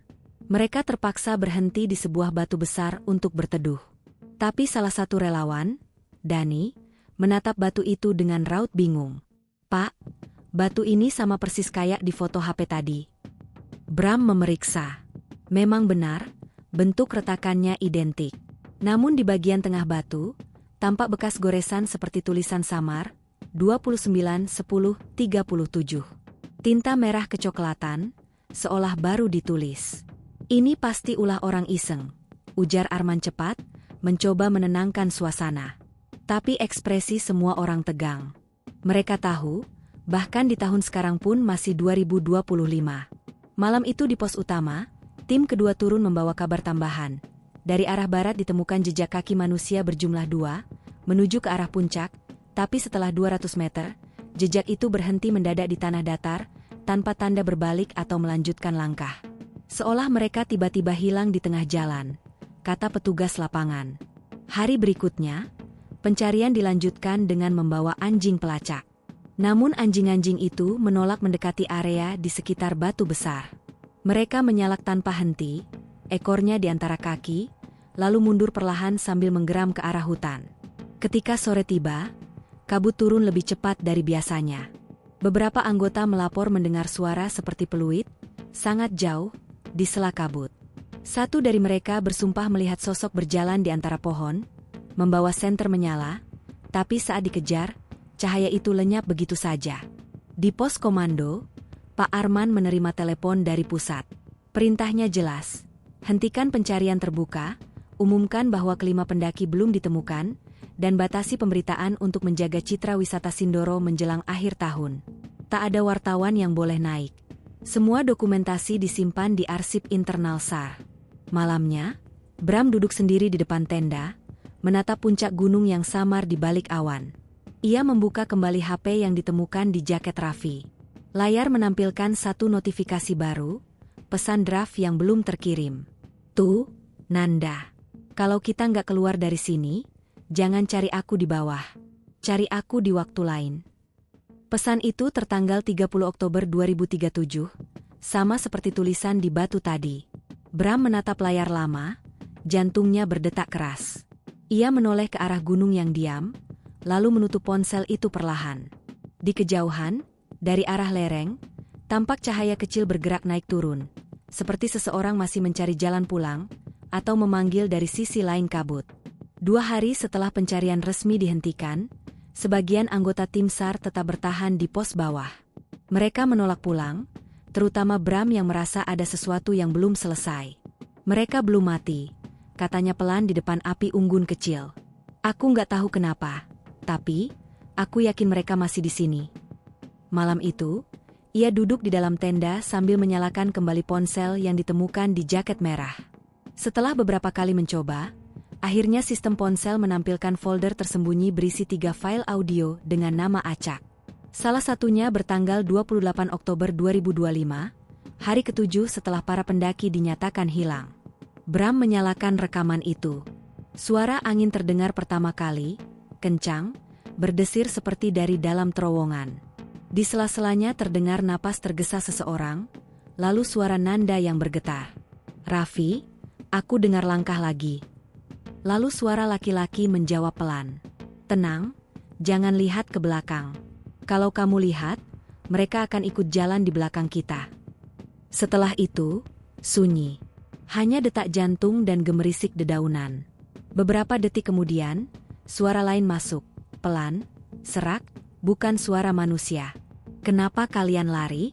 Bukankah kalian yang datang? Bram memutar ulang bagian itu berkali-kali. Suara terakhir terdengar seperti di luar jarak mikrofon, tapi bergema aneh, seolah direkam dari 2 tempat sekaligus. Ia menutup ponsel dengan tangan gemetar. Keesokan paginya, Bram menunjukkan temuan itu pada Pak Arman. Arman mendengarkan dengan raut wajah kaku. Kita nggak bisa bawa ini ke publik. Kalau beredar, orang bakal bilang ini gunung angker. Pariwisata bisa mati. Tapi, Pak, cukup. Suaranya tegas, tapi matanya goyah. Anggap saja rekaman itu gangguan sinyal. Siangnya, kabar turun dari warga desa yang tinggal di lereng barat. Seorang petani mengaku melihat 2 orang berpakaian seperti pendaki berjalan di pinggir ladangnya sekitar subuh. Mereka lewat diam tanpa menoleh. Ketika petani itu berteriak memanggil, keduanya berhenti sebentar, lalu menghilang di tengah kabut yang muncul entah dari mana. Bram dan 2 anggota segera menuju lokasi. Bekas pijakan kaki memang ada di tanah basah, tapi jejaknya terlalu ringan, seperti tidak meninggalkan tekanan berat manusia. Di dekat situ, mereka menemukan sesuatu yang membuat bulu kuduk berdiri. Syal bermotif biru milik Sinta, terikat di cabang pohon kecil, masih kering padahal baru hujan. Sore menjelang malam, kabut turun lebih cepat dari biasanya. Angin berubah arah tiba-tiba, membuat pepohonan berderit. Bram memutuskan untuk bermalam di ladang itu. Saat semua tidur, ia duduk sendirian di luar tenda, menatap kabut yang bergerak seperti napas raksasa. Dari kejauhan, samar-samar terdengar suara peluit. Suara itu putus-putus, tapi ritmenya jelas. 3 tiupan, jeda, lalu 2 tiupan. Kode SOS. Bram berdiri cepat, mengambil senter dan berjalan mengikuti arah suara. Setiap langkah membuat jantungnya berdetak makin keras. Suara itu membawa ke arah jurang kecil di balik semak. Ketika ia menyorotkan cahaya ke bawah, matanya membeku. Di dasar jurang, tampak sesuatu berkilau, ponsel lain, separuh tertimbun lumpur. Ia turun perlahan, mengambilnya. Layar ponsel itu retak, tapi masih menyala lemah. Nama pemiliknya, Nanda. Ia menyalakan fitur rekaman. Hanya 1 file yang tersisa. Bram menekan play. Suara pertama yang terdengar adalah tangisan tertahan. Lalu suara Nanda, sangat lemah, bergetar. Hari ke-10. Kami nggak tahu ini jam berapa. Kabutnya nggak pergi, dan suara itu makin sering. Dimas udah nggak bisa jalan. Raffi bilang dia lihat cahaya di balik pohon. Aku takut itu bukan cahaya yang sama kayak waktu kita datang. Suara Raffi masuk kemudian, napasnya berat. Kalau ada yang nemuin ini, jangan cari kami. Tolong, jangan kesini. Lalu hening panjang. Tapi setelah 1 menit, terdengar suara lain, pelan, berlapis, seperti banyak orang bicara dari jauh. Bram memutar volume penuh. Suara-suara itu berkata dalam nada datar, serempak. Mereka sudah sampai. Waktunya berganti. Di akhir rekaman, terdengar tiupan peluit panjang sekali, lalu suara air deras, seperti sungai besar mengalir di bawah tanah. File berhenti di situ. Bram menatap ponsel itu lama. Dingin menjalari tubuhnya meski angin berhenti. Ia memutuskan segera naik ke pos utama. Namun saat kembali, jam di pergelangan tangannya menunjukkan pukul 3.12. Waktu yang sama tercatat di metadata foto terakhir ponsel Raffi, waktu mustahil, karena ia yakin baru sekitar jam 11 malam. Di pos, para anggota lain sudah terjaga. Salah satu dari mereka, Dani, menatapnya dengan wajah pucat. Bang, kami dengar suara peluit juga, dari arah jurang. Tapi waktu kami ke sana, kamu nggak ada. Aku cuma sebentar. Sebentar apanya? Dani menunjuk jam tangannya. Kamu hilang hampir 4 jam. Bram terdiam. Ia menatap ke arah luar tenda. Kabut menutupi seluruh lereng, tapi di baliknya, tampak sekelebat cahaya putih bergerak naik ke arah puncak, seperti obor yang melayang tanpa orang. Pagi harinya, ketika kabut mulai menipis, para relawan mendapati hal ganjil lainnya. Batu besar tempat mereka sempat menemukan jaket Raffi kini pecah menjadi 2. Di bagian dalam retakannya, ada jejak tangan yang terukir jelas. 5 tangan, saling menempel, seolah menahan sesuatu dari dalam. Tak ada yang berani mendekat terlalu lama. Batu itu kemudian ditutup dengan terpal biru, dan wilayah itu resmi dinyatakan tertutup untuk umum. Tak ada laporan lanjutan. Tak ada berita resmi. Semua data, foto, dan rekaman dikumpulkan, disimpan di berkas rahasia di Nasar. Malamnya, Bram menulis di catatan lapangan terakhir. Aku tidak tahu mereka masih hidup atau tidak. Tapi kalau benar waktu di sana berbeda, mungkin mereka belum hilang. Mungkin mereka belum selesai. Dan mungkin, di gunung ini, setiap orang yang hilang sebenarnya tidak benar-benar pergi. Ia menutup buku itu, menatap ke arah puncak Sindoro yang sunyi di kejauhan. Untuk sesaat, ia yakin melihat 2 sosok berdiri di antara kabut. Seorang laki-laki dan perempuan, saling menggenggam tangan, menatap ke bawah. Cahaya samar dari matahari pagi menyinari wajah mereka, sebelum akhirnya hilang begitu saja, seolah gunung menelan bayangannya sendiri. Kabut semakin pekat menjelang malam ke-7. Udara menggigit tulang, membuat napas keluar dalam kepulan putih. Raffi berusaha menyalakan api kecil dengan serpihan ranting basah, namun nyala itu terus mati sebelum benar-benar hidup. Dimas duduk bersandar di batang pohon, matanya kosong menatap kegelapan di sekeliling mereka. Dari kejauhan, terdengar desir lembut, seperti langkah kaki di semak, tapi tak pernah mendekat sepenuhnya. Sinta memeluk lututnya, tubuhnya gemetar bukan hanya karena dingin. Ia mulai berbisik sendiri, memanggil nama seseorang yang tak ada di antara mereka. Raffi mendekat, menepuk bahunya pelan, berusaha menenangkannya. Namun Sinta justru menatapnya dengan pandangan aneh, seolah tak mengenali wajah teman yang duduk di depannya. "Dia sudah di sana, Raffi, di belakang kamu," katanya pelan. Raffi menoleh cepat, tapi hanya mendapati kegelapan. Tidak ada apa-apa, hanya pohon-pohon tinggi yang berdiri diam seperti penjaga. Malam itu, Arga mendengar sesuatu yang membuat darahnya berhenti mengalir. Dari arah timur, samar-samar terdengar suara seseorang berteriak minta tolong. Ia yakin itu suara Nanda, tapi tak mungkin, Nanda sudah hilang 2 hari lalu. Arga menyalakan senter dan berlari ke arah suara itu tanpa berpikir panjang. Dimas berusaha menahannya, tapi terlambat. Hanya nyala cahaya kecil yang semakin menjauh, lalu lenyap di antara kabut. Setelah itu, hening. Tidak ada lagi suara, tidak ada langkah kaki. Hanya kegelapan yang semakin rapat menelan segalanya. Pagi harinya, mereka mencari Arga tapi tak menemukannya. Di tanah basah hanya tersisa bekas pijakan kaki yang berbelok ke arah jurang kecil, lalu berhenti begitu saja seolah langkah itu hilang di udara. Dimas mulai kehilangan kesabaran, memaki langit dan berteriak memanggil nama Arga berkali-kali.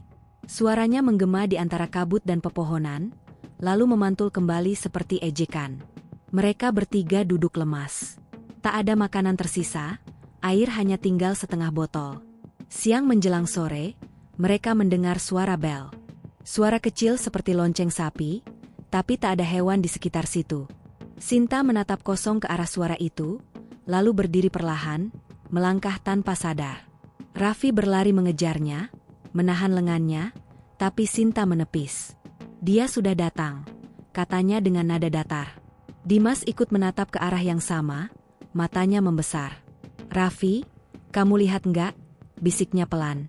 Tapi Raffi tidak melihat apa-apa, hanya kabut yang menebal dan suara bel yang makin keras, berdering di antara pepohonan, makin dekat, makin dekat. Suara bel itu berhenti mendadak. Sunyi turun seperti tirai, menekan napas mereka. Dimas menyorotkan senter ke arah kabut, namun sinarnya tidak mampu menembus lebih dari 2 meter. Di antara gelap dan putih asap itu, sesuatu tampak bergerak. Perlahan, samar, seperti seseorang berdiri memunggungi mereka. Tubuh itu diam, tapi kepalanya bergerak pelan ke samping, seolah tahu sedang diperhatikan. Raffi mematikan senternya spontan. Ia tidak ingin tahu apapun lagi. Sinta tiba-tiba menjerit, terjatuh ke tanah sambil menutupi wajahnya. Raffi memeluknya, sementara Dimas terpaku di tempat, matanya tak berkedip. Di depan mereka, tak ada apa-apa. Tapi tanah di sekitar mulai berembun, dingin menusuk kaki telanjang. Kabut seolah membentuk dinding, menutup jalan ke segala arah. Tak ada utara, tak ada selatan. Hanya putih dan hitam yang berbaur, membuat mereka kehilangan rasa arah sepenuhnya. Mereka beristirahat di bawah pohon besar yang batangnya berlumut tebal. Dimas duduk menatap logbook kecil yang selalu dibawanya. Di dalamnya ia menulis pesan dengan tangan gemetar. "Hari ke-8. Kalau kami tidak kembali, tolong jangan salahkan gunung ini. Kami merasa tersesat bukan di jalur, tapi di waktu yang salah." Setelah itu ia menutup buku, menyelipkannya ke dalam tas, dan menatap langit yang samar terlihat. Malam datang tanpa bintang. Mereka menyalakan api kecil dari serpihan tas yang disobek. Sinta tertidur gelisah, tubuhnya menggigil keras. Raffi dan Dimas bergantian berjaga, tapi sekitar tengah malam Dimas mulai berbicara sendiri. Ia berkata mendengar langkah-langkah mendekat, tapi tak ada siapapun. Raffi menahannya agar diam, tapi Dimas justru berdiri dan berjalan perlahan menjauh dari api. Raffi menunggu beberapa detik sebelum memutuskan mengejar. Tapi saat ia berlari ke arah Dimas, kabut menutup pandangannya total. Suara langkah itu berhenti. Ia memanggil-manggil nama Dimas berkali-kali, tapi tak ada jawaban. Ketika akhirnya ia kembali ke tempat semula, api sudah padam, dan Sinta duduk sendirian memeluk lutut. Tas Dimas tergeletak di tanah, terbuka, logbooknya hilang. Hujan turun rintik-rintik. Di tengah suara gemericik itu, Raffi merasa sesuatu berubah di udara. Tidak lagi sekadar kabut dan hening, tapi semacam dengungan rendah yang membuat bulu kuduknya berdiri. Ia menatap Sinta yang mulai menangis tanpa suara. Kita nggak sendiri di sini, Raffi, bisiknya pelan. Lalu dari balik pepohonan, samar-samar terlihat cahaya kuning redup seperti lampu dari kejauhan, berbentuk seperti jendela rumah. Cahaya itu bergetar pelan di balik kabut, tampak nyata namun terasa terlalu asing. Raffi menatapnya lama, menimbang antara harapan dan ketakutan. Sinta berdiri perlahan, matanya terpaku pada cahaya itu. Mungkin ada orang, mungkin pos penjaga, katanya dengan suara nyaris tak terdengar. Raffi ragu, tapi naluri bertahan hidup mendorongnya untuk bergerak. Mereka mulai berjalan mendekat, mengikuti kilau samar yang muncul dan hilang di antara pepohonan. Langkah mereka menapaki tanah lembek, menyisakan bekas sepatu yang segera tertutup embun. Setiap kali mereka mendekat, cahaya itu terasa menjauh sedikit, seolah menuntun mereka tanpa benar-benar memperlihatkan sumbernya. Udara semakin dingin, dan kabut makin pekat hingga tangan mereka sendiri nyaris tak terlihat. Sinta mulai memanggil-manggil, suaranya gemetar. Tak ada balasan, hanya gema kecil yang terdengar kembali dari arah lain, seperti ada seseorang menirukan suaranya. Akhirnya mereka sampai di sebuah tanah lapang kecil. Kabut menipis sedikit, memperlihatkan bentuk seperti bangunan tua berdinding kayu. Catnya mengelupas, atapnya miring, tapi dari celah jendela memang terlihat cahaya kuning redup itu. Sinta menatap Raffi penuh harap. Mereka mendekat perlahan. Di depan pintu, tercium bau anyir yang samar, seperti logam berkarat bercampur tanah basah. Raffi mengetuk sekali. Tak ada jawaban. Ia mencoba lagi, lebih keras. Tetap hening. Dengan tangan gemetar, ia mendorong pintu itu perlahan. Engselnya berderit pelan. Di dalam ruangan, tak ada siapapun. Hanya lentera tua yang masih menyala di atas meja kayu, meski tak ada sumber minyak atau sumbu baru. Dinding-dindingnya dipenuhi ukiran angka dan tanda-tanda aneh. Di sudut ruangan, tergantung jaket pendaki berwarna merah dengan logo Basecamp Kledung di lengannya. Mereka mengenalinya. Itu milik Nanda. Sinta menjerit kecil dan menutup mulutnya. Raffi mendekat ke meja dan melihat sebuah buku catatan terbuka di sana. Halaman terakhir tertulis dengan tinta yang sudah pudar, mereka tidak akan membiarkan kita keluar. Hurufnya samar, tapi di bawahnya ada cap tangan yang menempel, seperti bekas darah yang sudah mengering. Tiba-tiba suara langkah terdengar di luar, pelan, berputar mengelilingi rumah. Raffi segera memadamkan lentera, menahan napas. Langkah itu berhenti tepat di depan pintu, tapi tak ada yang masuk. Lalu suara itu berpindah ke jendela, ke sisi lain, kemudian menghilang begitu saja. Setelah itu, kabut di luar tampak menekan ke kaca jendela, seperti ada sesuatu yang berusaha masuk dari balik putih pekat itu. Sinta menangis pelan, memeluk bahu Raffi. Ia menatap pintu dengan wajah pucat dan berbisik, "Raffi, tempat ini bukan untuk kita." Pagi datang tanpa benar-benar membawa terang. Kabut tidak menipis, malah berubah seperti dinding putih susu yang mengurung mereka dari segala arah. Di luar, pepohonan tampak tak bergerak, seolah terbungkus waktu. Raffi membuka pintu perlahan, hawa dingin segera menyergap wajahnya. Tak ada jejak langkah di tanah, seakan malam tadi tak terjadi apapun. Ia menatap ke arah hutan, mencoba mencari arah kembali ke jalur pendakian, tapi setiap sudut tampak sama. Sinta duduk di ambang pintu, wajahnya kusut, matanya sembab. Ia menatap kosong ke tanah di depannya. "Aku dengar suara mereka tadi malam," katanya lirih. "Nanda, Arga, Dimas, mereka panggil aku. Katanya mereka nggak kedinginan lagi." Raffi menatapnya dengan cemas. Ia tahu Sinta mulai kehilangan pegangan pada realitas, tapi di dalam hatinya sendiri, ketakutan yang sama sudah menembus logika. Mereka memutuskan meninggalkan gubuk itu. Raffi menandai setiap pohon yang mereka lewati dengan pisau lipat agar tak tersesat lagi. Namun setelah berjalan hampir 1 jam, mereka kembali ke tempat yang sama. Pohon yang ia ukir dengan tanda X berdiri tepat di depan mereka lagi. Hawa di sekitarnya seperti berubah, lebih berat, lebih sunyi. Suara burung dan serangga menghilang total. Sinta mulai menangis, tubuhnya lemas. "Kita nggak akan bisa keluar, Raffi, ini bukan jalur gunung." Ia menatap sekeliling dengan mata liar. "Coba kamu perhatiin. Gunung gak pernah sepi kayak gini. Ini bukan hutan biasa. Raffi mencoba menyangkal, tapi kata-katanya terasa hampa. Ia mulai sadar, apapun tempat ini, mereka sudah tidak berada di Sindoro yang sama dengan yang mereka daki. Di kejauhan, samar-samar terdengar bunyi seperti gamelan, pelan dan berirama lambat.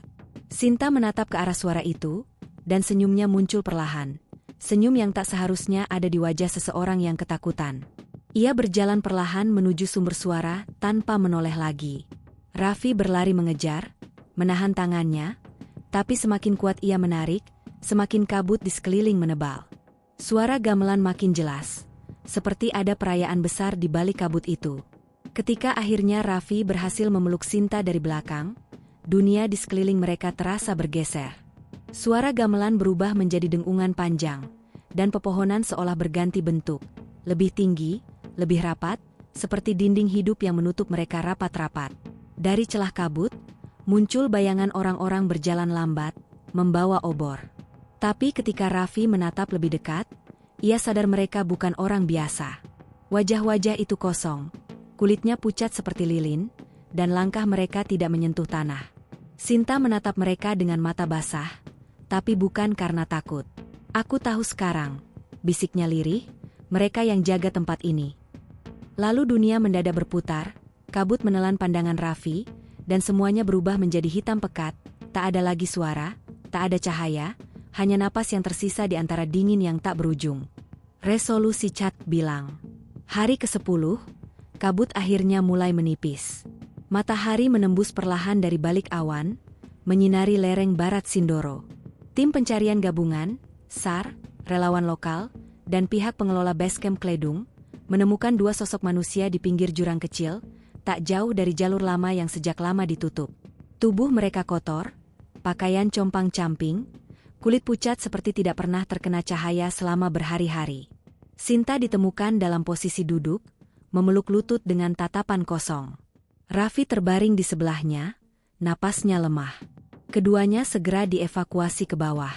Namun, dari 5 pendaki yang berangkat, hanya mereka berdua yang kembali. Tidak ada jejak Dimas, Nanda, atau Arga, bahkan setelah pencarian diperpanjang hingga 3 minggu. Hanya satu hal yang ditemukan, sebuah logbook lusuh di dalam tas yang tergeletak beberapa meter dari tempat Raffi ditemukan. Tulisan terakhir di dalamnya berbunyi, "Kami tidak tahu di mana kami berada. Tapi jika seseorang membaca ini, jangan cari kami di gunung.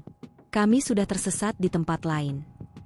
Setelah kejadian itu, jalur pendakian Kledung ditutup sementara dengan alasan perawatan dan keamanan. Media lokal sempat mendengar kabar mengenai pendaki hilang, tapi tidak ada laporan lanjutan.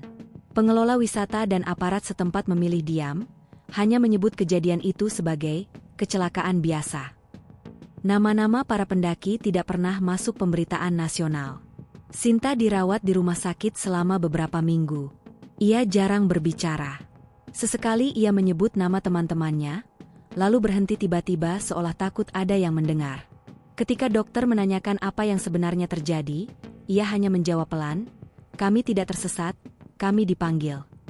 Setelah itu, ia menolak bicara lagi. Raffi pulih secara fisik, tapi tak pernah lagi mendaki. Dalam satu wawancara internal yang tak pernah dipublikasikan, ia mengatakan sesuatu yang membuat pewawancaranya terdiam lama. "Kami sempat menemukan desa di tengah hutan, dengan rumah tua dan lentera menyala. Tapi ketika kami kembali ke sana bersama tim pencari, tempat itu tidak ada. Mereka bilang di peta pun tak pernah ada wilayah seperti itu." Beberapa anggota tim SAR mengaku menemukan hal-hal ganjil selama pencarian, jejak kaki yang berputar di satu tempat, bekas api unggun yang masih hangat tanpa tanda manusia, dan suara langkah kaki mengikuti mereka di malam hari. Namun laporan itu tidak pernah dicatat resmi. 1 tahun kemudian, jalur pendakian dibuka kembali. Tidak ada peringatan baru, tidak ada penjelasan tentang insiden itu. Para pendaki yang lewat jalur lama kadang melaporkan bau minyak tanah samar di antara kabut, atau melihat cahaya kecil seperti lentera di kejauhan saat malam turun. Beberapa warga percaya, 3 pendaki yang hilang masih menjaga jalur itu, bersama mereka yang lebih dulu hilang bertahun-tahun lalu. Namun tak ada yang berani bicara terbuka. Gunung Sindoro tetap ramai, tetap cantik, Tetap dijaga citranya sebagai gunung yang aman dan ramah bagi wisatawan. Hanya sesekali, saat kabut turun terlalu cepat di sore hari, suara seperti bel kecil terdengar dari kejauhan, pelan, teratur, seperti seseorang yang berjalan membawa tanda. Tak ada yang tahu dari mana asalnya, dan tak ada yang berani mencari sumbernya.